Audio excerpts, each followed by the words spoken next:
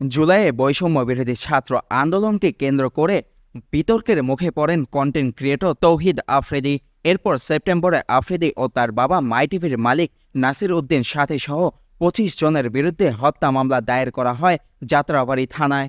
এই ঘটনার পর থেকেই এক প্রকার লোকচক্ষুর আড়ালে চলে যান আফ্রিদি। গত ২ মাসেও কোনো সাড়া শব্দ শোনা যায়নি তার। তবে মঙ্গলবার রাত থেকেই ফেসবুকে ছড়িয়ে পড়েছে আফ্রিদির সঙ্গে এক তরুণীর কিছু বিয়ের ছবি। দাবি করা হচ্ছে সেই তরুণীর নাম রাইসা, যিনি টিকটকে বেশ পরিচিত। তাকেই ঘরোয়া আয়োজনে বিয়ে করেছেন তৌহিদ আফ্রিদি।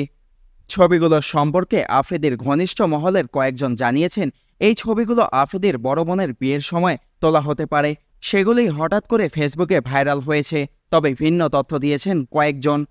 তাদের দাবি, আফ্রিদির নামে বর্তমানে মামলা রয়েছে। এছাড়াও সরকার পতনের পর বিতর্কিত বেশ কিছু ইস্যুকে কেন্দ্র করে বিয়ের বিষয়টি গোপন রাখতে চাচ্ছেন আফ্রিদি। বিয়ে করলেও পুরো আয়োজনটি ঘরোয়াভাবেই সম্পন্ন হয়েছে, যেখানে আত্মীয় স্বজন বাদে কাউকে রাখা হয়নি।